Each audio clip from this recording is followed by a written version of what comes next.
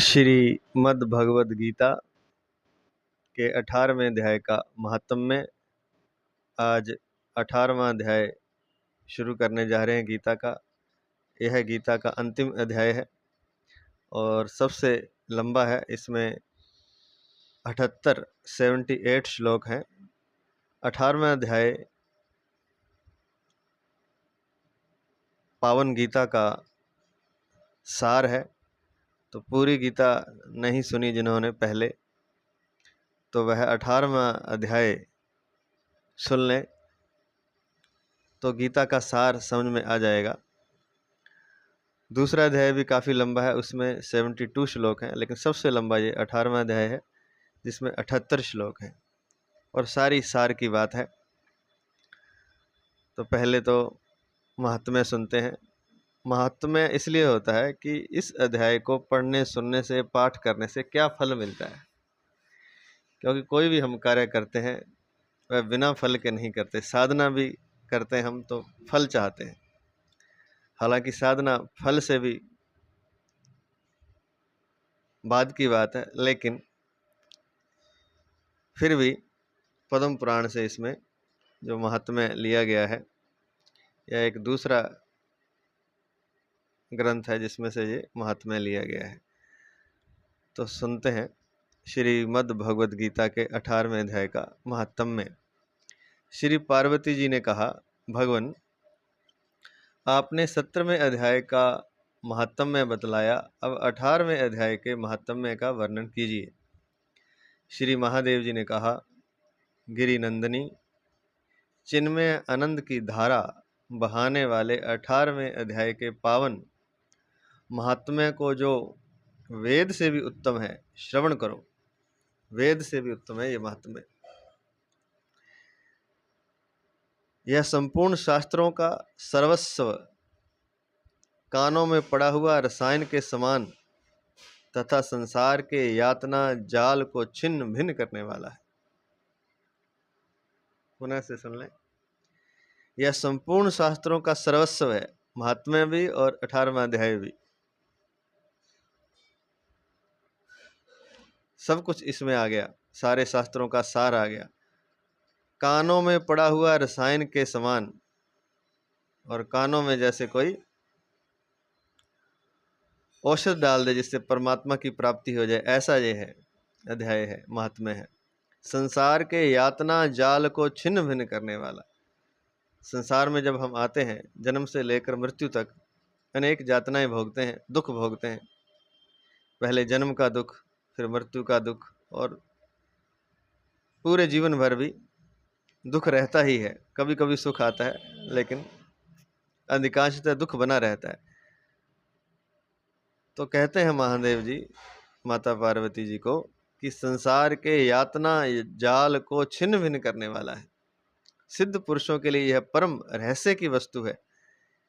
और इतनी बड़ी बात है ये 18वां अध्याय और उसका रहस्य है कि सिद्ध पुरुषों के लिए भी रहस्य की बात है।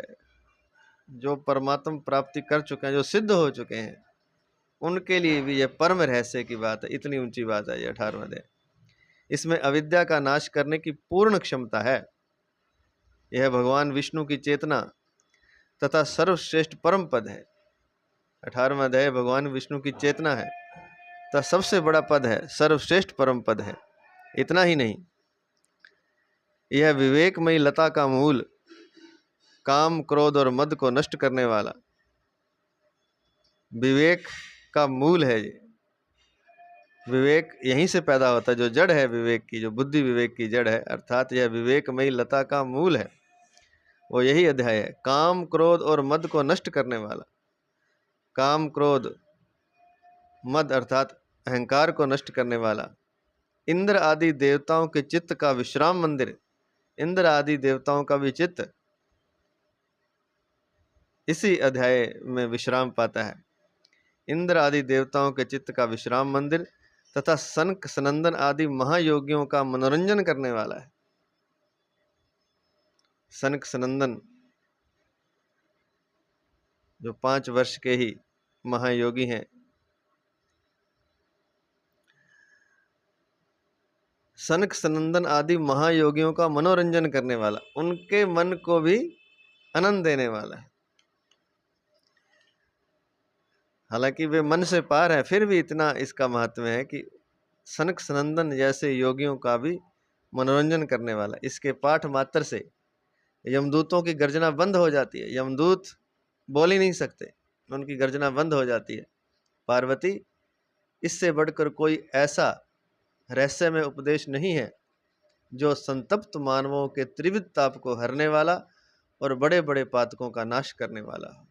हे पार्वती, जो दुखी मानव हैं, संतप्त हैं, तीनों तापों में जल रहे हैं, दैहिक, दैविक और भौतिक, दैहिक, दैविक और भौतिक, जो संतप्त मानवों के त्रिविध ताप को हरने वाला, उनके तीनों तापों को हरने वाला है, अर्थात सारी समस्याओं का, सारे रोगों को, सारे कष्टों को हरने वाला है ये 18वां अध्याय और महात्म्य, और बड़े बड़े पातकों का नाश करने वाला हो। इससे बढ़कर कोई रहस्यमय उपदेश नहीं है। बड़े बड़े पातकों का, बड़े बड़े दुखों का नाश करने वाला हो, ऐसा इससे बढ़कर कोई अध्याय अर्थात रहस्यमय उपदेश नहीं है। 18वें अध्याय का लोकोत्तर महात्म्य है, लोक से भी परे की बात है। इसके संबंध में जो पवित्र उपाख्यान है उसे भक्ति पूर्वक सुनो। उसके श्रवण मात्र से जीव समस्त पापों से मुक्त हो जाते हैं। ना पाठ करना है, ना चिंतन करना है, केवल सुनना है। उसके श्रवण मात्र से जीव समस्त पापों से मुक्त हो जाता है। इसलिए हमने कहा कि जिसने पूरी गीता नहीं सुनी तो कम से कम 18वां अध्याय तो सुन ही ले। तो भगवान शिव कथा शुरू करते हैं। मेरुगिरी के शिखर पर अमरावती नाम वाली एक रमणीय पुरी है। मेरुगिरी के शिखर पर अमरावती नाम वाली एक रमणीय पुरी है। उसे पूर्व काल में विश्वकर्मा ने बनाया था। उस पुरी में देवताओं द्वारा सेवित इंद्र शची के साथ निवास करते थे। इंद्र भगवान की पत्नी का नाम शची है। तो इंद्र शची के साथ निवास करते थे। एक दिन वे सुखपूर्वक, इंद्र देवता है, वैसे भगवान भी कह सकते हैं, वैसे देवता हैं। इंद्र शची के साथ निवास करते थे। एक दिन वे सुखपूर्वक बैठे हुए थे। इतने में ही उन्होंने देखा कि भगवान विष्णु के दूतों से सेवित एक अन्य पुरुष वहां आ रहा है। इंद्र उस नवागत पुरुष के तेज से तिरस्कृत होकर तुरंत ही अपने मणिमय सिंहासन से मंडप में गिर पड़े। एक व्यक्ति आया वहां, जिसे भगवान विष्णु के दूत जिसकी सेवा कर रहे थे, और उस पुरुष के तेज से तिरस्कृत होकर के, अपमानित होकर के इंद्र अपने मणिमय सिंहासन से नीचे गिर पड़े, मंडप में गिर पड़े। तब इंद्र के सेवकों ने देवलोक के साम्राज्य का मुकुट इस नूतन इंद्र के मस्तक पर रख दिया। फिर तो दिव्य गीत गाती हुई देवांगनाओं के साथ जब देवता उनकी आरती उतारने लगे, ऋषियों ने वेद मंत्रों का उच्चारण करके उन्हें अनेक आशीर्वाद दिए। गंधर्वों का ललित स्वर में मंगलमय गान होने लगा।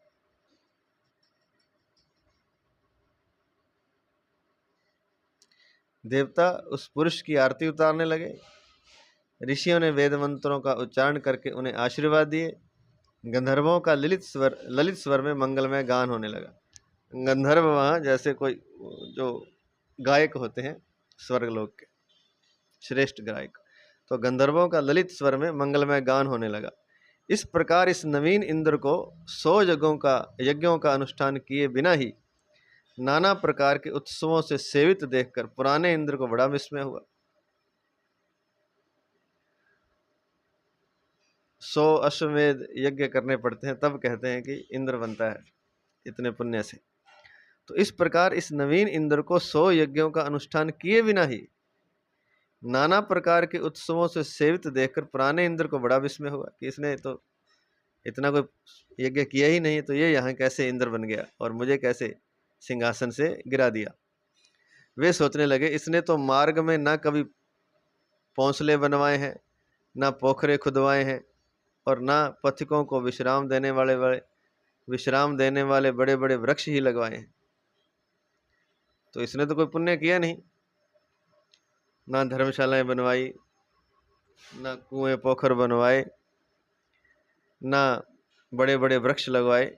अकाल पड़ने पर अन्न दान के द्वारा इसने प्राणियों का सत्कार भी नहीं किया है, ना इसने अकाल पड़ने पर कोई अन्नदान किया है। इसके द्वारा तीर्थों में सत्र और गांवों में यज्ञ का अनुष्ठान भी नहीं हुआ है। फिर इसने यहाँ भाग्य की दी हुई ये सारी वस्तुएं कैसे प्राप्त की हैं? इस चिंता से व्याकुल होकर इंद्र भगवान विष्णु से पूछने के लिए प्रेम पूर्वक क्षीर सागर के तट पर गए और वहां अकस्मात अपने साम्राज्य से भ्रष्ट होने का दुख निवेदन करते हुए बोले, लक्ष्मीकांत, मैंने पूर्व काल में आपकी प्रसन्नता के लिए 100 यज्ञों का अनुष्ठान किया था। उसी के पुण्य से मुझे इंद्र पद की प्राप्ति हुई थी, किंतु इस समय स्वर्ग में कोई दूसरा ही इंद्र अधिकार जमाए बैठा है। उसने तो न कभी धर्म का अनुष्ठान किया है और न यज्ञों का, फिर उसने मेरे दिव्य सिंहासन पर कैसे अधिकार जमाया है?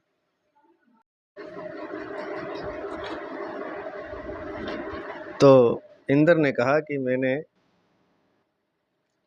आपके लिए 100 यज्ञों का अनुष्ठान किया था, जिसके पुण्य से मुझे इंद्र पद की प्राप्ति हुई थी, पर अब स्वर्ग में कोई दूसरा ही इंद्र अधिकार जमा लिया किसी ने। उसने ना कोई अनुष्ठान किया, ना यज्ञ किए हैं, फिर वो मेरे दिव्य सिंहासन पर कैसे बैठ गया, कैसे उसने अधिकार जमा लिया? तब भगवान ने उत्तर दिया, वो उत्तर सुनने वाला है। श्री भगवान बोले, इंद्र वह गीता के 18वें अध्याय में से 5 श्लोकों का प्रतिदिन पाठ करता है। वह गीता के 18वें अध्याय में से 5 श्लोकों का प्रतिदिन पाठ करता है। उसी के पुण्य से उसने तुम्हारे उत्तम साम्राज्य को प्राप्त कर लिया है। गीता के 18वें अध्याय का पाठ सब पुण्यों का शिरोमणि है। उसी का आश्रय लेकर तुम भी अपने पद प्रस्थित हो सकते हो। केवल 5 श्लोकों का पाठ से मतलब वैसे तो दिन भर ही होता है असली पाठ तो, लेकिन घंटा 2 घंटे 3 घंटे हमारी अपनी बुद्धि से कह रहे हैं हम, सुना नहीं है किसी से कि 2.5-3 घंटे अगर कोई पाठ करे, गीता के 5 श्लोक का ही करे 18वें अध्याय के, तो यह जो पाठ है सब पुण्यों का शिरोमणि है। गीता के 18वें अध्याय का पाठ अगर तो पूरे अध्याय का करे तो कहना ही क्या है, लेकिन 5 श्लोकों का भी करे तो जितने भी पुण्य दान तप यज्ञ आदि कर सकता है, सबसे बड़ा पुण्य यह है कि वे 5 श्लोकों का प्रतिदिन पाठ करे। इसलिए भगवान बोले कि इंद्र वह गीता के 18वें अध्याय में से 5 श्लोकों का प्रतिदिन पाठ करता है। पाठ होता है रिपीटेशन, बार बार, एक बार 5 उच्चारण कर लिए, फिर दोबारा उच्चारण, मंत्र की तरह। उसी के पुण्य से उसने तुम्हारे उत्तम साम्राज्य को प्राप्त कर लिया है। उन 5 श्लोकों के प्रतिदिन पाठ के पुण्य से उसने तुम्हारे उत्तम साम्राज्य को प्राप्त कर लिया है। गीता के 18वें अध्याय का पाठ सब पुण्यों का शिरोमणि है। उसी का आश्रय लेकर तुम भी अपने पद प्रस्थित हो सकते हो। भगवान विष्णु के ये वचन सुनकर और उस उत्तम उपाय को जानकर इंद्र ब्राह्मण का वेश बनाए गोदावरी के तट पर गए। वहां उन्होंने काली का ग्राम नामक उत्तम और पवित्र नगर देखा, जहां काल का भी मर्दन करने वाले भगवान कालेश्वर विराजमान है। वहीं गोदावरी तट पर एक परम धर्मात्मा ब्राह्मण बैठे थे, जो बड़े ही दयालु और वेदों के पारंगत विद्वान थे। वे अपने मन को वश में करके प्रतिदिन गीता के 18वें अध्याय का स्वाध्याय किया करते थे। वे अपने मन को वश में करके प्रतिदिन गीता के 18वें अध्याय का स्वाध्याय किया करते थे। उन्हें देखकर इंद्र ने बड़ी प्रसन्नता के साथ उनके दोनों चरणों में मस्तक झुकाया और उन्हीं से 18वें अध्याय को पढ़ा। वे अपने मन को वश में करके प्रतिदिन गीता के 18वें अध्याय का स्वाध्याय किया करते थे, अर्थात पाठ करते थे, मनन करते थे, स्वाध्याय करते थे। 18वें अध्याय का। उन्हें देखकर इंद्र ने बड़ी प्रसन्नता के साथ उनके दोनों चरणों में मस्तक झुकाया और उन्हीं से 18वें अध्याय को पढ़ा। फिर उसी के पुण्य से उन्होंने श्री विष्णु का सायुज्य प्राप्त कर लिया। इंद्र आदि देवताओं का पद बहुत ही छोटा है, यह जानकर वे परम हर्ष के साथ उत्तम वैकुंठ धाम को गए। तो इंद्र पद को भी उन्होंने त्याग दिया, भगवान विष्णु का सायुज्य प्राप्त कर लिया, भगवान विष्णु के मतलब साथ रहने लगे। वे उत्तम वैकुंठ धाम को चले गए। जो इंद्र बने हुए थे, उन्होंने कहा कि इंद्र आदि देवताओं का पद तो बहुत छोटा है, इसलिए उन्होंने जो गीता के 18वें अध्याय का पाठ किया, पाठ से मतलब ये नहीं कि एक बार कर लिया बस बात खत्म हो गई, ऐसे नहीं होता। प्रतिदिन उसका मंत्र की तरह जप करना होता है। और यहाँ जो बात लिखी है कि भगवान विष्णु का सायुज्य प्राप्त हो गया और देवताओं का पद छोटा जानकर वे उत्तम वैकुंठ धाम को गए, अर्थात भगवान विष्णु के वैकुंठ धाम को वो चले गए।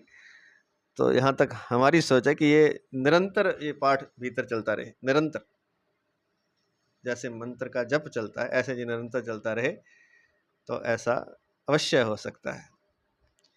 अतः यह अध्याय मुनियों के लिए श्रेष्ठ परम तत्व है, क्योंकि भगवान विष्णु के धाम में चला जाता है, वैकुंठ धाम को चला जाता है, भगवान विष्णु का सायुज्य प्राप्त कर लेता है। अतः यह अध्याय मुनियों के लिए श्रेष्ठ परम तत्व है। पार्वती, 18वें अध्याय के इस दिव्य महात्म्य का वर्णन समाप्त हुआ। इसके श्रवण मात्र से मनुष्य सब पापों से छुटकारा पा जाता है। इसको सुन भी लेगा मात्र कोई तो वह सारे पापों से छूट जाएगा।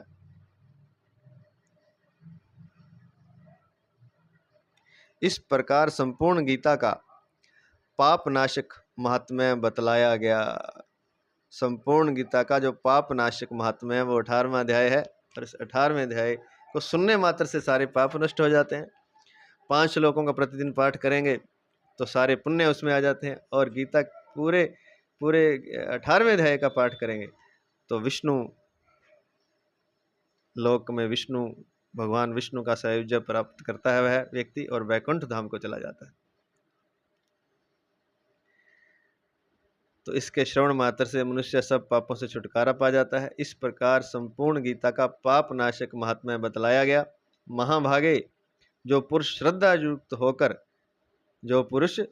युक्त होकर इसका श्रवण करता है वह समस्त यज्ञों का फल पाकर अंत में श्री विष्णु का सायुज्य प्राप्त कर लेता है। जितने भी यज्ञ हैं, दान, तप, यज्ञ, जो भी श्रेष्ठ पुण्य कर्म है, उन समस्त पुण्य कर्मों का, उन समस्त यज्ञों का फल इसके श्रवण मात्र से हो जाता है। जो पुरुष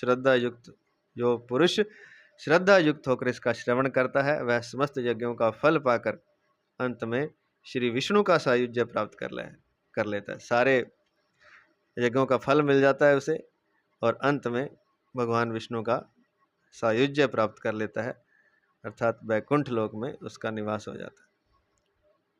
तो ये था महात्म्य। अब शुरू करते हैं 18वां अध्याय।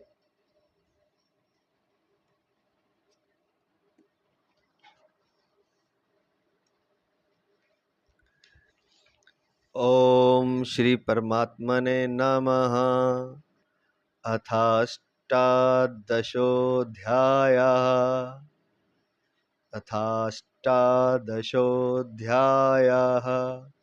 अवतरणिका। श्री भगवान ने दूसरे अध्याय के 39वें श्लोक में एषा ते अभीता सांख्ये बुद्धिर योगे तविमाम शृणु पदों से जिस सांख्य योग और कर्म योग की बात कही है, उसी को तीसरे अध्याय के तीसरे श्लोक में सांख्य निष्ठा और योग निष्ठा के नाम से कहा है।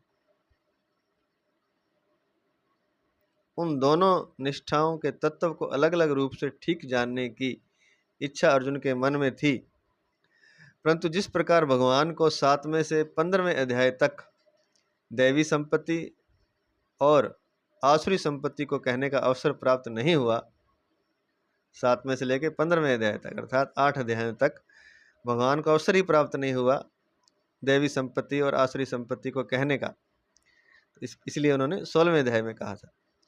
तो दैवी संपत्ति और आसुरी संपत्ति को कहने का अवसर प्राप्त नहीं हुआ। उसी प्रकार अर्जुन को भी 3 से 17वें अध्याय तक उन दोनों निष्ठाओं के विषय में अपनी जिज्ञासा प्रकट करने का अवसर प्राप्त नहीं हुआ। तो दूसरे अध्याय के 39वें श्लोक में एषा ते अभीता सांख्य बुद्धिर्योगे त्विमाम शृणु पद से जिस सांख्य योग और कर्म योग की बात भगवान ने कही दूसरे अध्याय के 39वें श्लोक में, और उसी को तीसरे अध्याय के 3 श्लोक में सांख्य निष्ठा और योग निष्ठा के नाम से कहा, पर उसके बारे में प्रश्न पूछने का अर्जुन को मौका नहीं मिला 3 से 17वें अध्याय तक। उन दोनों निष्ठाओं के विषय में अपनी जिज्ञासा प्रकट करने का अवसर प्राप्त नहीं हुआ। तीसरे अध्याय के 3 श्लोक में 2 निष्ठाओं को कहकर भगवान ने चौथे अध्याय के पहले श्लोक में बताया कि मैंने इस अविनाशी योग को सूर्य से कहा था। इस पर अर्जुन ने प्रश्न किया कि आपका जन्म तो अभी का है, फिर आपने सृष्टि के आदि में सूर्य को कैसे उपदेश दिया? उत्तर में भगवान ने अपने अवतार और कर्म योग के तत्व का वर्णन किया। चौथे अध्याय के ही 34वें श्लोक में भगवान ने अर्जुन को ज्ञान प्राप्त करने की आज्ञा दी। तद विद्धि प्रणिपातेन परिप्रश्नेन सेव्या, अर्थात किसी की शरण होकर के श्रद्धा से उससे प्रश्न पूछें और फिर ज्ञान प्राप्त करें। और 42वें श्लोक में योग में स्थित होने की आज्ञा दी। चित्तवैनम संशयम योग मातिष्ठोतिष्ठ भारत। इन 2 अलग अलग आज्ञाओं के कारण अर्जुन ने 5वें अध्याय के आरंभ में दोनों में अपने लिए एक निश्चित कल्याणकारक साधन पूछा। एक जगह तो कहा था कि गुरु के पास जाएं और उनसे श्रद्धा से प्रश्न पूछें और वहाँ जो कहें वो करें। तद विद्धि प्रणिपातन परिप्रश्नेन सेव्या, और फिर कह दिया कि योग में स्थित हो जाए अर्जुन। चौथे अध्याय के 34वें श्लोक में तो अर्जुन को ज्ञान प्राप्त करने की आज्ञा दी, तद विधि प्रणिपातन परिप्रश्नेन सेव्या। और 42वें श्लोक में योग में स्थित होने की आज्ञा दी। चित्तवैनम संशयम योग मातिष्ठोतिष्ठ भारत। तो इन 2 अलग अलग आज्ञाओं के कारण अर्जुन ने 5वें अध्याय के आरंभ में दोनों में अपने लिए एक निश्चित कल्याणकारक साधन पूछा कि दोनों में से एक बताइए। इसके उत्तर में भगवान ने 5वें अध्याय का विषय पूरा कहकर अपनी ओर से ही 6ठे अध्याय का विषय आरंभ किया। तो इसके उत्तर में भगवान ने पूरा 5वां अध्याय ही बोल दिया और फिर अर्जुन के बिना प्रश्न पूछे ही 6ठे अध्याय भी शुरू कर दिया। 6ठे अध्याय के 33वें 34वें श्लोकों में अर्जुन ने मन की चंचलता के विषय में प्रश्न किया। उसका भगवान ने बहुत संक्षेप से उत्तर दिया। फिर अर्जुन ने 37वें से 39वें श्लोक तक 6ठे अध्याय के श्लोक तक योग भ्रष्ट पुरुष की गति के विषय में प्रश्न किया। उसका उत्तर देते हुए भगवान ने 6ठे अध्याय का विषय समाप्त किया। 6ठे अध्याय के अंतिम श्लोक में भगवान ने अपने भक्त को संपूर्ण योगियों में परम श्रेष्ठ बताया। उसी को लेकर भगवान ने 7वें अध्याय का विषय आरंभ किया और उसमें भक्ति का विशेष वर्णन किया। तो भगवान बिना पूछने की तो क्या आवश्यकता थी, मतलब अर्जुन प्रश्न पूछ ही नहीं पाया, कहने का मतलब ये है। तो 6ठे अध्याय के अंतिम श्लोक में भगवान ने अपने भक्त को संपूर्ण योगियों में परम श्रेष्ठ बताया कि जो मेरा भक्त है वह जितने भी योगी हैं, संपूर्ण जितने भी साधन है, उन सब साधनों में मेरा भक्त सबसे श्रेष्ठ है। मतलब वो उसकी भक्ति सबसे श्रेष्ठ है, कहने का भक्त भी श्रेष्ठ है और भक्ति भी श्रेष्ठ है। उसी को लेकर भगवान ने 7वें अध्याय का विषय आरंभ किया और उसमें भक्ति का विशेष वर्णन किया। उसी बात को लेकर, अर्थात भक्ति की बात को लेकर 7वां अध्याय भगवान ने शुरू कर दिया और उसमें भक्ति का विशेष वर्णन किया। 7वें अध्याय के अंत में आए हुए ब्रह्म, अध्यात्म आदि को लेकर अर्जुन ने 8वें अध्याय के आरंभ में 7 प्रश्न किए। उनमें से 6 प्रश्नों का उत्तर संक्षेप से देकर अंतकालीन गति विषयक 7वें प्रश्न के उत्तर में भगवान ने विस्तार पूर्वक 8वें अध्याय का विषय कहा। फिर 7वें अध्याय में जो विषय छूट गया था उसी विषय का वर्णन 9वें अध्याय में तथा 10वें अध्याय में 11वें श्लोक तक किया। 10वें अध्याय के 9वें, 10वें और 11वें श्लोक में भक्त और उन पर कृपा की बात सुनकर अर्जुन बहुत प्रसन्न हुए और प्रभावित भी हुए। अतः अर्जुन ने 12वें से 18वें श्लोक तक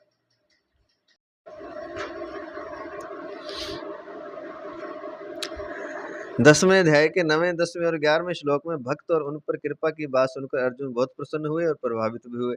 अतः अर्जुन ने 12वें से 18वें श्लोक तक भगवान की स्तुति की और अपनी विभूतियों को विस्तार से कहने के लिए प्रार्थना की। ये 10वें अध्याय के 18वें श्लोक तक तो स्तुति की, उसके बाद भगवान को अपनी विभूतियां विस्तार पूर्वक कहने के लिए प्रार्थना की। अपनी मुख्य मुख्य विभूतियों को कहते हुए भगवान ने 10वें अध्याय के अंत में कहा कि हे अर्जुन, तेरे को बहुत जानने की क्या जरूरत है। मैं संपूर्ण संसार को अपने एक अंश में व्याप्त करके स्थित हूँ। मेरे एक अंश में संपूर्ण संसार व्याप्त है, तो तू बहुत क्यों जानना चाहता है। तो ऐसा भगवान ने कह दिया, हे अर्जुन, तेरे को बहुत जानने की क्या जरूरत है। मैं संपूर्ण संसार को अपने एक अंश में व्याप्त करके स्थित हूँ। इसी बात को लेकर 11वें अध्याय के आरंभ में अर्जुन ने भगवान से अपना विश्व रूप दिखाने के लिए प्रार्थना की। तो कहते, जिसमें आपने पूरा संसार छुपा रखा है एक अंश में, वो आपका स्वरूप कैसा है, अर्थात विश्व रूप दर्शन करवाइए मुझे। इसी बात को लेकर 11वें अध्याय के आरंभ में अर्जुन ने भगवान से अपना विश्व रूप दिखाने के लिए प्रार्थना की।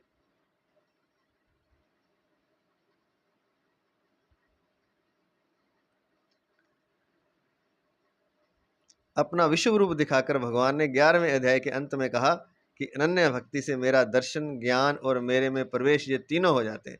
भक्ति से क्या होता है, मेरा दर्शन भी हो जाता है, सारा ज्ञान भी हो जाता है, पूरे जो भी ज्ञान होता है वो सारा हो जाता है, और मेरे में प्रवेश, ये तीनों हो जाते हैं।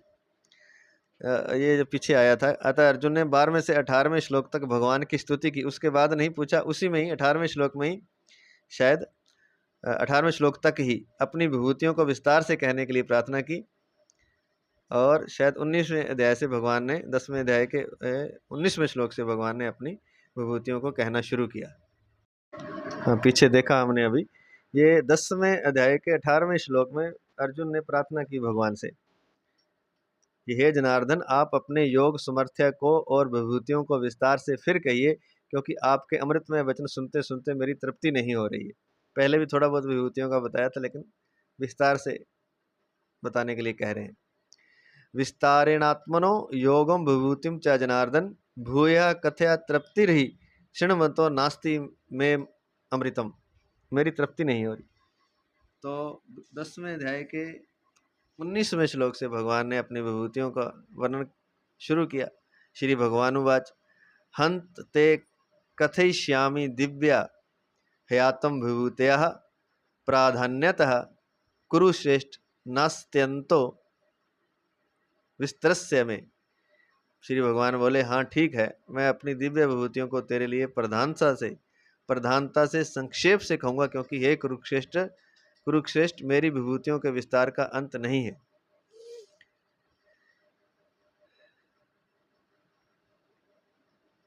तो 11वें अध्याय में अपना विश्व रूप दिखाकर भगवान ने 11वें अध्याय के अंत में कहा कि अनन्य भक्ति से मेरा दर्शन, ज्ञान और मेरे में प्रवेश, ये तीनों हो जाते हैं।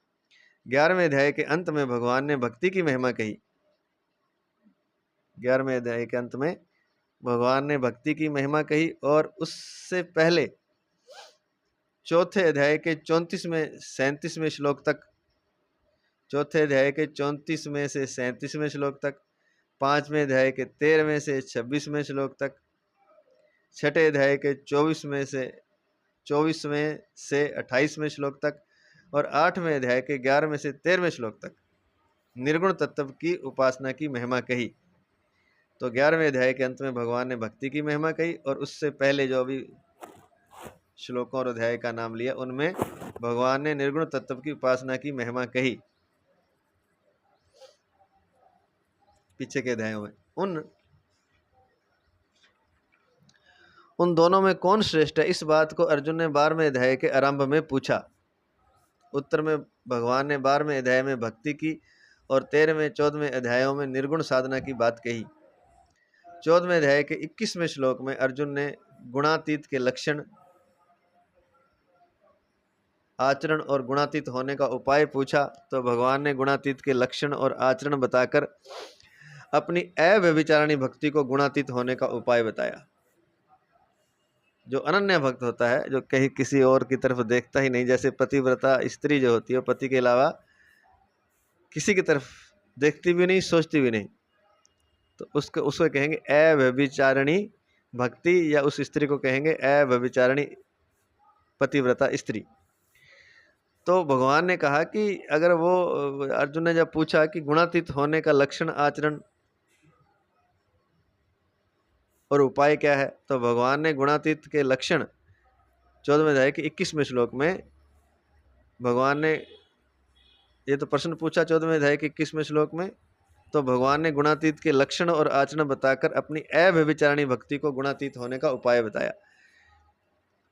अर्थात जो अनन्य भक्त होता है,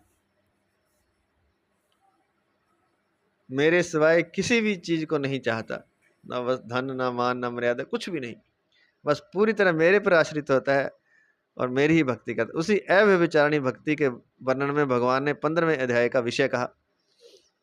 तो 14वें अध्याय में पूछा था, फिर 15वें अध्याय में अव्यभिचारिणी भक्ति के वर्णन में भगवान ने 15वें अध्याय का विषय कहा।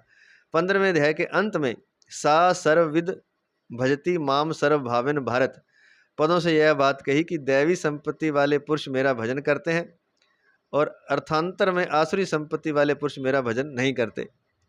इससे पहले भी 7वें अध्याय के 15वें श्लोक में और 9वें अध्याय के 12वें 13वें श्लोकों में संकेत रूप से दैवी और आसुरी संपत्ति का वर्णन हुआ था। अतः दैवी और आसुरी संपत्ति का विस्तार से वर्णन करने के लिए 16वां अध्याय शुरू हुआ, 16वें अध्याय का आरंभ हुआ। 16वें अध्याय के उपांत्य श्लोक को लेकर अर्जुन ने 17वें अध्याय के आरंभ में निष्ठा के विषय में प्रश्न किया। उत्तर में भगवान ने 3 प्रकार की श्रद्धा का वर्णन करते हुए अध्याय का विषय पूरा कर दिया। 17वें अध्याय के बाद अब अर्जुन तीसरे अध्याय के तीसरे श्लोक में कही 2 निष्ठाओं के तत्व को अलग अलग स्पष्ट जानने के लिए भगवान के सामने अपनी जिज्ञासा प्रकट करते हैं। तो इस तरह ये 17 अध्याय हो गए, वो बता दिया। बीच में समय नहीं मिला, कई बार भगवान को नहीं मिला, कई बार अर्जुन को नहीं मिला, तो भगवान ने तो अपनी बात पूरी कर दी, लेकिन एक जो निष्ठा की बात रह गई थी 16वें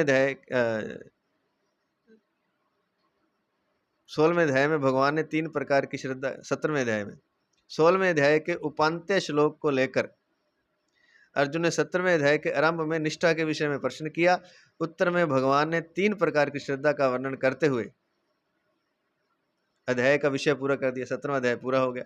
17वें अध्याय के बाद अब 18वां शुरू हो रहा है। अब अर्जुन तीसरे अध्याय के तीसरे श्लोक में कही 2 निष्ठाओं के तत्व को अलग अलग स्पष्ट जानने के लिए भगवान के सामने अपनी जिज्ञासा प्रकट करते हैं। इसी से ये 18वां अध्याय शुरू हुआ।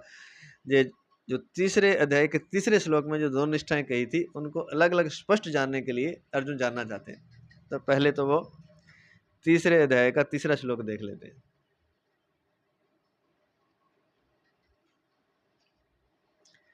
तीसरे अध्याय का तीसरा श्लोक, तीसरे अध्याय का तीसरा श्लोक है, तीसरा अध्याय, और ये रहा तीसरा श्लोक, तीसरे अध्याय का तीसरा श्लोक। नो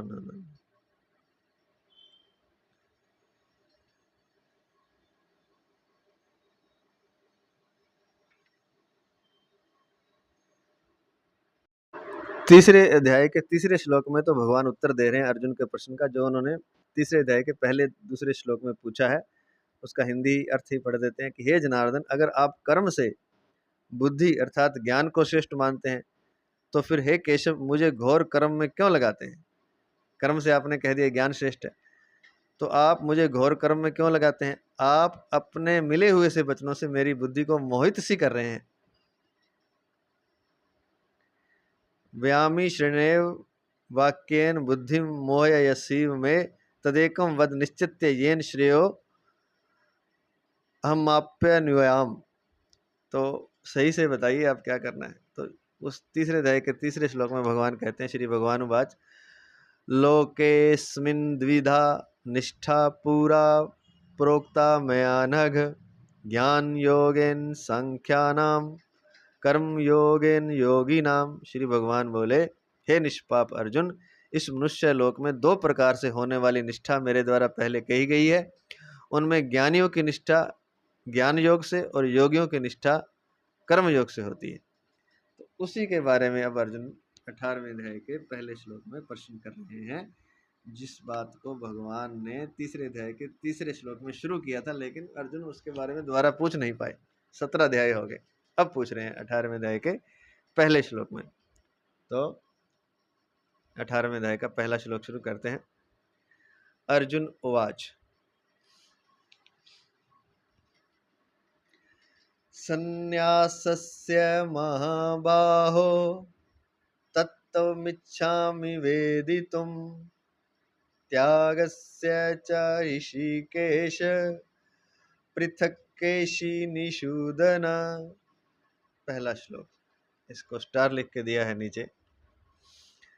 पहले तो इसका अर्थ देख लेते हैं। हे महाबाहो, अर्जुन बोले, हे महाबाहो, हे ऋषिकेश, हे केशी निषूदन, मैं संन्यास और त्याग का तत्व अलग अलग जानना चाहता हूं। मैं संन्यास और त्याग का तत्व अलग अलग जानना चाहता हूं। संन्यासस्य महाबाहो तत्त्वमिच्छामि वेदितुम् त्यागस्य च ऋषिकेश पृथक् केशी निषूदन। तो अर्जुन, स्टार लिख के दिया है नीचे। अर्जुन की इस जिज्ञासा के समाधान में भगवान ने जो जो बातें कही हैं, उनके आधार पर अर्जुन के मन में आई अन्य जिज्ञासाओं का भी अनुमान लगाया जा सकता है, जो इस प्रकार है।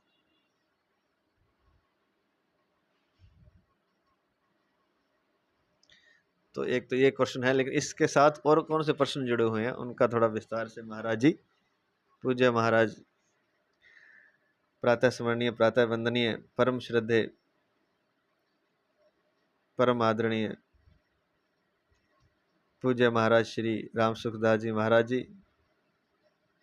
ये व्याख्या हम करने जा रहे हैं महाराज जी के ग्रंथ साधक संजीवनी से, जो कि गीता पर उनकी विस्तृत और सटीक व्याख्या है। यह व्याख्या प्रेम तत्व, भगवत तत्व, ज्ञान योग, कर्म योग, भक्ति योग सबको सूक्ष्मता से बताने वाली है। तो उन्हीं ग्रंथ से हम व्याख्या करने जा रहे हैं। महाराज जी के आशीर्वाद से, महाराज जी के पावन चरणों में अनंत अनंत दंडवत नमन करते हुए गीता का विशेष 18वां अध्याय शुरू कर रहे हैं। 18वें अध्याय की व्याख्या शुरू कर रहे हैं। पुनः पुनः अनंत अनंत कोटि कोटि अनंत अनंत दंडवत नमन पूज्य महाराज श्री राम सुखदास जी महाराज जी के चरणों में, क्योंकि उनके ही प्रसाद से, उनकी ही कृपा से हम इसका अर्थ और भावार्थ समझ रहे हैं इन श्लोकों का। और भगवान श्री कृष्ण, वे तो भगवान हैं ही, उनके भी चरणों में अनंत आनंद दंडवत नमन। फिर अर्जुन के चरणों में भी दंडवत नमन, क्योंकि नर और नारायण, जो नर नारायण हैं वे दोनों ही हैं, अर्जुन और भगवान श्री कृष्ण। अर्जुन हमारे लिए ही प्रश्न पूछ रहे हैं। अर्जुन को माध्यम बना करके भगवान ने ये गीता आने वाले कलयुग के लिए द्वापर में कही। तो ये हम सब के लिए अर्जुन ने निमित्त बनकर प्रश्न पूछे, और भगवान ने अर्जुन के निमित्त से प्रत्येक बात का, अध्यात्म की हर एक बात का गीता में उत्तर दिया हुआ है। कोई गीता को पढ़ेगा तो उसे समझ में आ जाएगा। खासकर महाराज जी की जो व्याख्या है साधक संजीवनी ग्रंथ, इसे पढ़ेगा तो सारे प्रश्नों के उत्तर मिल जाएंगे, जितने भी प्रश्न हो सकते हैं, और जितने भी मन की व्यथा हो सकती है, मन की जितनी व्यथाएं हो सकती हैं, मन के जितने नट पेच है, नट बोल्ट है, वो सारे खुल जाते हैं।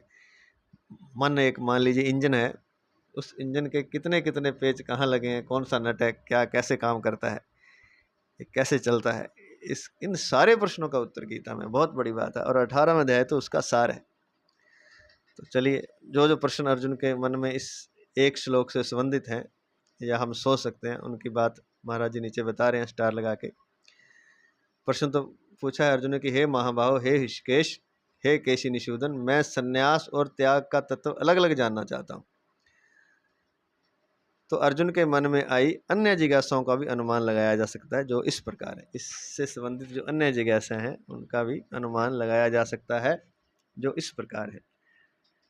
नंबर कै, संन्यासस्य महाबाहो तत्त्वमिच्छामि वेदितुम्। नंबर एक, संन्यास किसे कहते हैं? किसी भी कर्म के साथ कर्तापन का भाव न रहना और बुद्धि का कहीं भी लिप्त ना होना, ये संन्यास है। 18वें अध्याय का 17वां श्लोक आगे आएगा। सन्यासी कैसा होना चाहिए? राग रहित, अनहमवादी, धैर्य और उत्साह से युक्त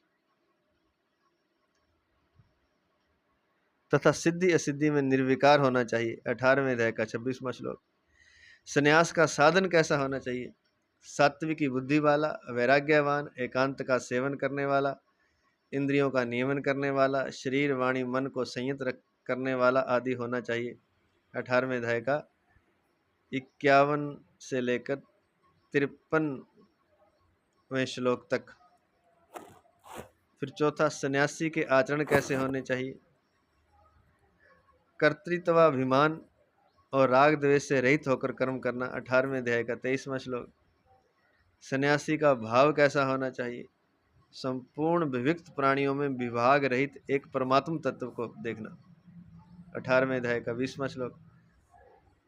छठा प्रश्न ये हो सकता है कि सन्यास का फल क्या होता है? उत्तर है परमात्म तत्व में प्रविष्ट होना। 18वें अध्याय का 55वां श्लोक। 55वां श्लोक। फिर आ गया ख, ये तो पहली लाइन का था। दूसरी लाइन का, त्यागस्य च हृषिकेश पृथक केशी निषूदन। इसका नंबर 1 दिया, त्याग किसे कहते हैं? तो उत्तर में है कर्म और कर्म फल की आसक्ति का त्याग करके कर्तव्य कर्म करना, ये त्याग है। 18वें अध्याय का 6वां श्लोक। कर्म और कर्म फल की आसक्ति का त्याग करके कर्तव्य कर्म करना, 18वें अध्याय का 6वां श्लोक। नंबर 2, त्यागी कैसा होना चाहिए? कर्म फल का त्यागी होना चाहिए। 18वें अध्याय का 11वां श्लोक। नंबर 3, त्याग का साधन कैसा होना चाहिए? कर्म और फल की आसक्ति का त्याग। 18वें अध्याय का 9वां श्लोक। चौथा, त्यागी के आचरण कैसे होने चाहिए? अकुशल कर्म से द्वेष ना करना और कुशल कर्म में आसक्त ना होना। बहुत ही शानदार बात। 18वें अध्याय का 10वां पूर्वार्ध, त्यागी का आचरण कैसा होना चाहिए? थोड़ा सी बात कर लें। अकुशल कर्म से द्वेष ना करना और कुशल कर्म में आसक्त ना होना। बहुत ही शानदार बात है। ये त्यागी का आचरण है। ये आचरण नहीं हो तो क्रोध उत्पन्न होता है। अकुशल कर्म से द्वेष ना करना, कोई काम सही नहीं किया किसी ने तो न कर्म से द्वेष करना, न कर्म करने वाले से द्वेष करना। और दूसरा भी कि किसी ने काम बहुत अच्छा कर दिया तो उसमें भी आसक्त ना होना, न कर्म में न कर्म करने वाले में।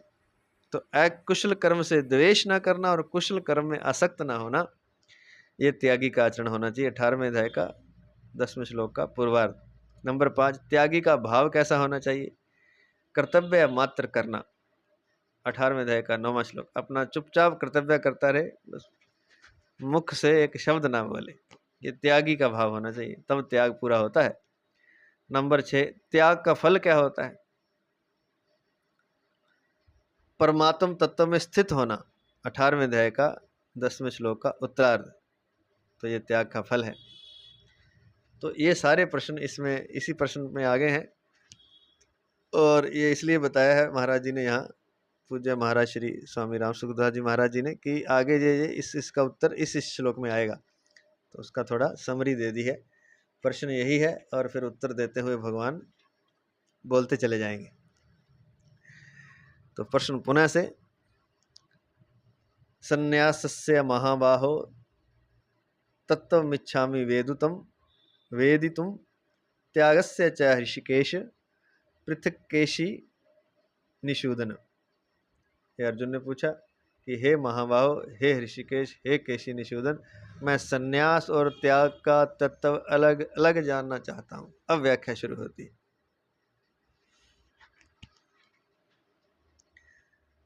पूज्य महाराज जी की व्याख्या। सन्यासस्य महाभाव से लेकर डैश डैश डैश पृथक केशी निषूदन। यहाँ महाबाहो संबोधन सामर्थ्य का सूचक है। अर्जुन द्वारा इस संबोधन का प्रयोग करने का भाव यह है कि आप संपूर्ण विषयों को कहने में समर्थ हैं, अतः मेरी जिज्ञासा का समाधान आप इस प्रकार करें जिससे मैं विषय को सरलता से समझ सकूं।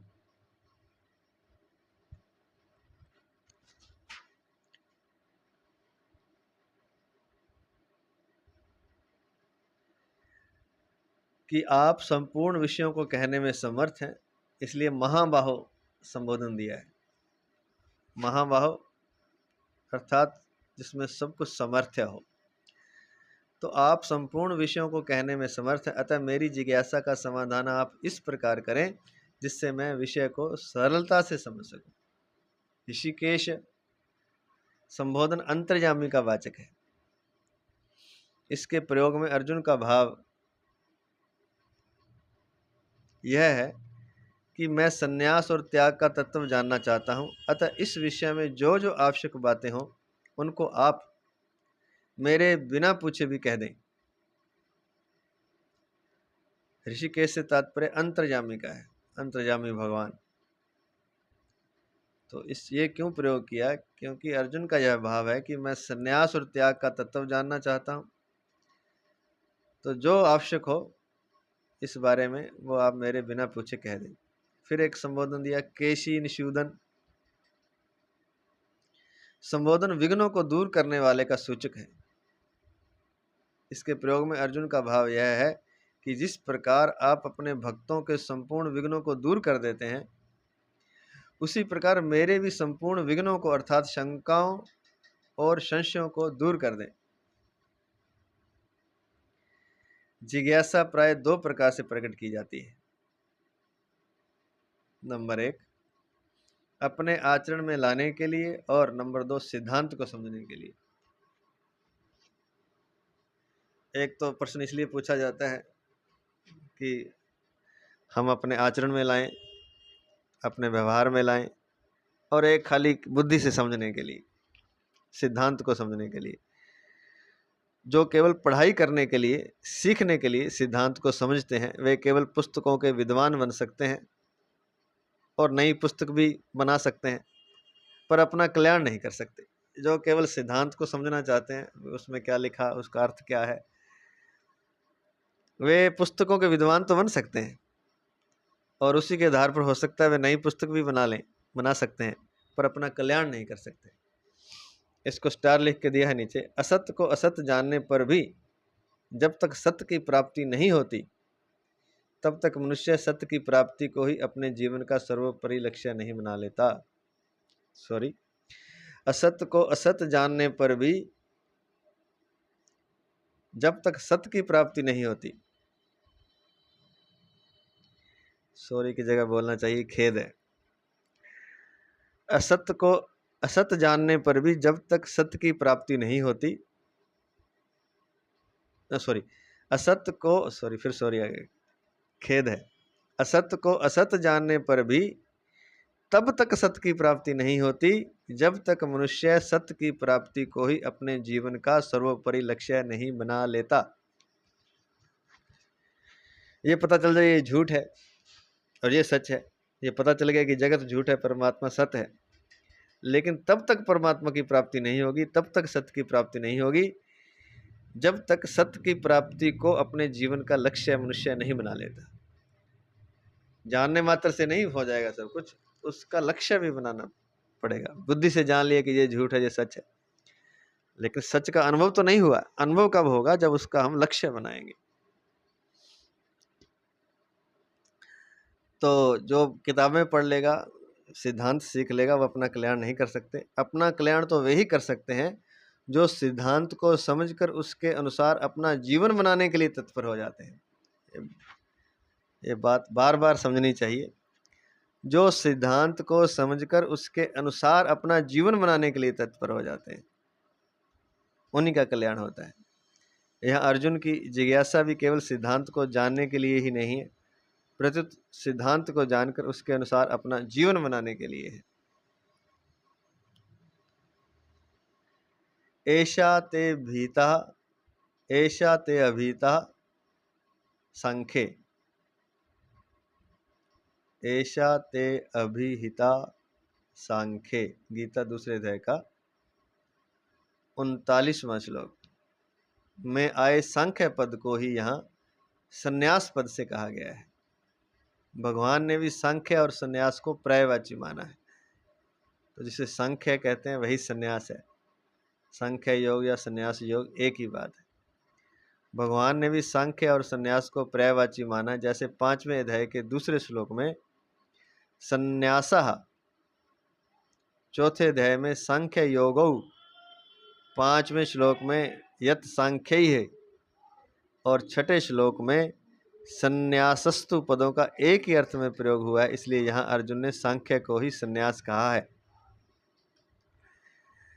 इसी प्रकार बुद्धिर योगे तविमाम शृणु, गीता दूसरे अध्याय का 39वां श्लोक में आए योग पद को यहाँ त्याग पद से कहा गया है। वहाँ योग लिखा है, उसी बात को यहाँ त्याग पद से कहा गया है। भगवान ने भी योग अर्थात कर्म योग और त्याग को पर्यायवाची माना है। जैसे दूसरे अध्याय के 48वें श्लोक में संगम त्यक्तवा, संग का त्याग कर दो, तथा 51वें श्लोक में फलम त्यक्तवा, फल का त्याग कर दो। तीसरे अध्याय के तीसरे श्लोक में कर्म योगेन योगी नाम,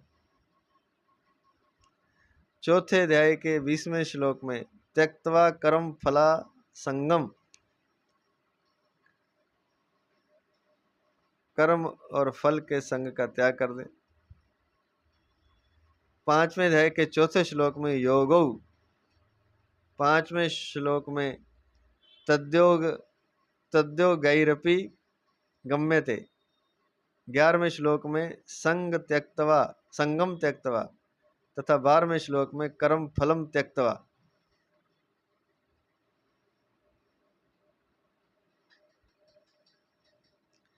बारहवें अध्याय के 12वें श्लोक में त्यागात पदों का एक ही अर्थ में प्रयोग हुआ, इसलिए यहाँ अर्जुन ने कर्म योग को ही त्याग कहा। तो दो शब्द हैं यहाँ, एक तो है सांख्य योग, एक है संन्यास। तो ये एक ही बात है, सांख्य योग भी और संन्यास भी। तो इसलिए सांख्य पद को यहाँ संन्यास कहा। और दूसरा है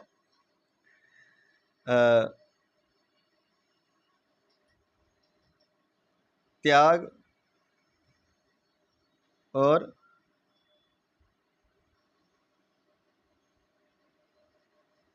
कर्मयोग, ये भी एक ही बात है।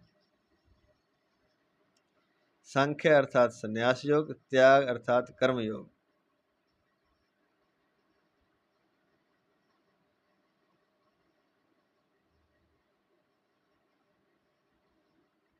बुद्धिर योगे तविमाम शृणु में आए योग पद को ही यहाँ त्याग पद से कहा गया।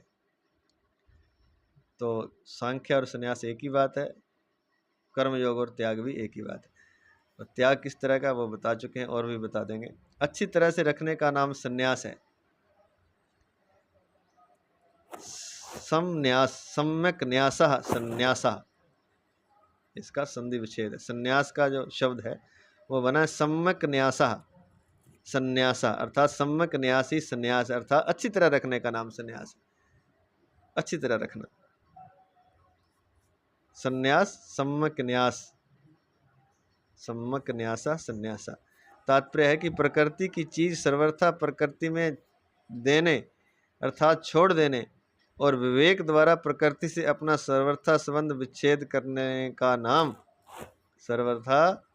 सर्वथा संबंध विच्छेद कर लेने का नाम संन्यास है।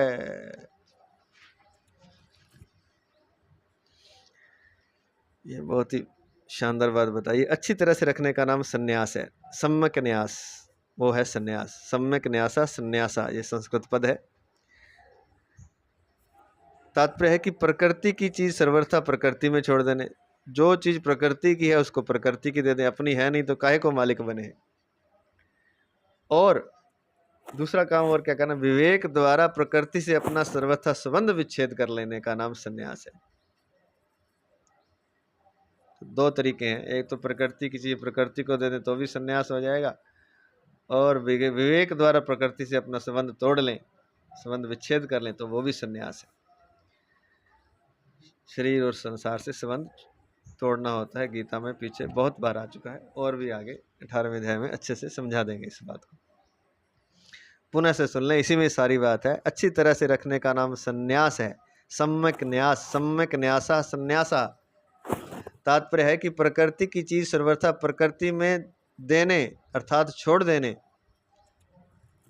अब ना छोड़े तो भी छोड़नी पड़ेगी, कोई ना छोड़ना चाहे प्रकृति की चीज़ों को तो भी भगवान छीन लेंगे, तो भगवान छीन लें उसके पहले ही छोड़ दें, क्योंकि ये शरीर है, ये शरीर छीन लेंगे ना एक दिन भगवान। कोई ना छोड़ना चाहे, छोड़ना तो कोई नहीं चाहता, लेकिन एक दिन छीन लेंगे, तो जो चीज़ छीन जाने वाली है उसको पहले ही छोड़ दें तो मुक्त हो जाएंगे, मुक्ति हो जाएगी। और शरीर से जुड़ी हुई ये धन मकान जमीन आदि स्त्री पुत्र ये सारे रिश्ते नाते ये भी छोड़ दें, मन से ही छोड़ने हैं। पत्नी को छोड़ के ना भाग जाए, पति को छोड़ के ना भाग जाए, मन से छोड़ने हैं।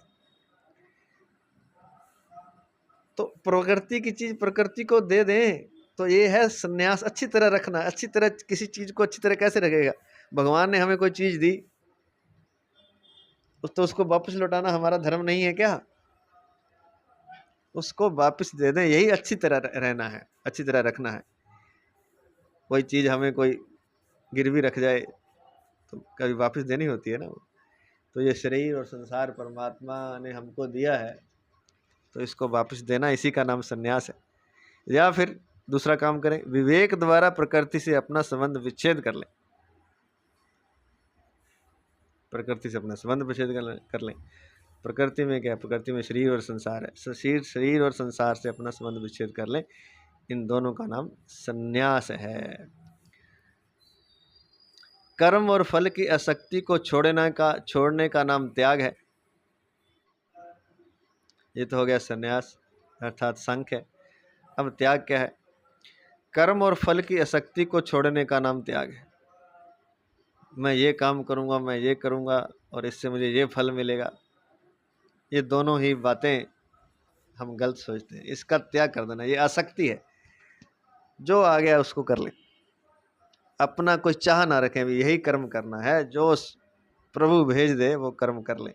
अपनी तरफ से कोई इच्छा कर्म को करने की ना रखें कि ये कर्म करने हैं मैंने और ये फल चाहिए। अपनी तरफ से कोई इच्छा ना रखें, कोई आसक्ति ना रखें। तो कर्म करने की और फल की, कर्म करने की आसक्ति होती है कि मैं ऐसे रहूँगा, मैं ऐसे जीऊँगा, मैं ये काम करूँगा, ये हमारी सोच है।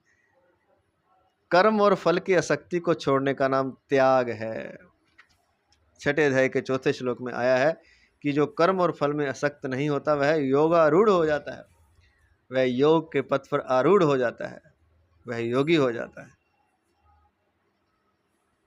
जो कर्म और फल की आसक्ति को छोड़ देता है। हम कहते हैं ना आज मैं ये खाऊंगा, हर चीज़ है भोजन के बारे में, ये कर्म ही तो है, ऐसे करूंगा वैसे जो सहज हो जाए उसे कर लें बस, और उसका फल ना चाहें।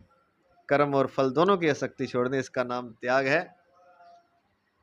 और जो कर्म और फल में आसक्त नहीं होता वह योगारूढ़ हो जाता है। ये छठे अध्याय के चौथे श्लोक में आया है। अब अंत में है परिशिष्ट भाव, पहला श्लोक जहाँ पूर्ण हो जाएगा। परिशिष्ट भाव, कर्म योग और ज्ञान योग के विषय में अर्जुन ने तीसरे अध्याय के आरंभ में भगवान को उलाना दिया है कि आपने हमने अभी पढ़ा था थोड़ी देर पहले कि आप मुझे विचलित कर रहे हैं। कभी आप कहते हैं कर्म में लगो, कभी कहते हैं आप ज्ञान योगी हो जाओ। तो उलाना दिया था भगवान ने, अर्जुन ने तीसरे अध्याय के आरंभ में भगवान को, पहले और दूसरे श्लोक में। कर्म योग और ज्ञान योग के विषय में अर्जुन ने तीसरे अध्याय के आरंभ में भगवान को उलाना दिया है। 5वें अध्याय के आरंभ में यह जानना चाहा कि दोनों में श्रेष्ठ कौन है, और यहाँ वे दोनों का तत्व जानना चाहते हैं। तो तीसरे अध्याय के पहले दूसरे श्लोक में उलाना दिया, 5वें अध्याय के आरंभ में जानना चाहा कि श्रेष्ठ कौन है, और यहाँ वे दोनों का तत्व जानना चाहते हैं, कर्म योग और ज्ञान योग का। तो आज इतना ही, 18वां अध्याय शुरू हो गया। सबसे प्रार्थना है कि कम से कम 18वां अध्याय तो सुन लें, इसको अच्छी तरह सुन लें। 1 महीना या 1.25 महीना चलेगा ये। तो 5वें अध्याय में जो शुरू में अर्जुन ने पूछा वो भी देख लेते हैं।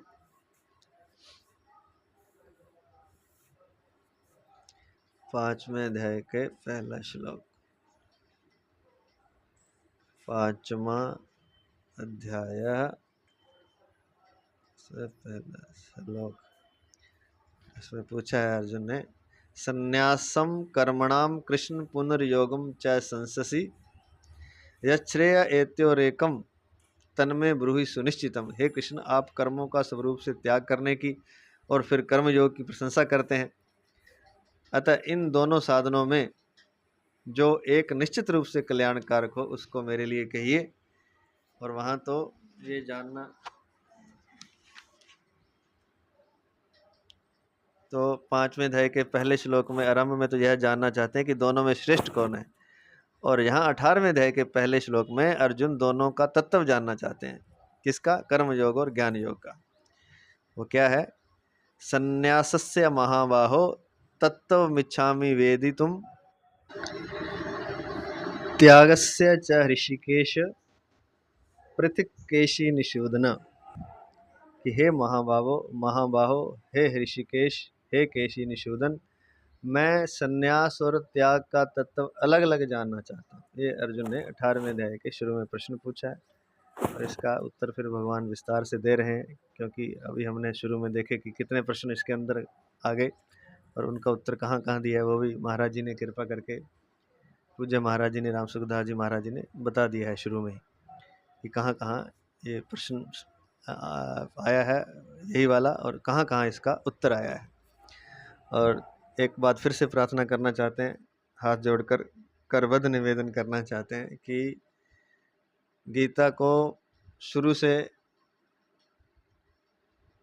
पूर्णता तक पूरा सुन लें।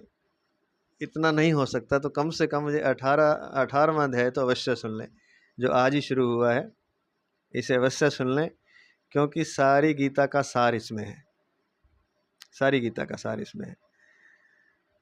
तो पहली बात तो पूरा सुने तो पूरी YouTube पर हमने डाल दिया है शुरू से लेकर।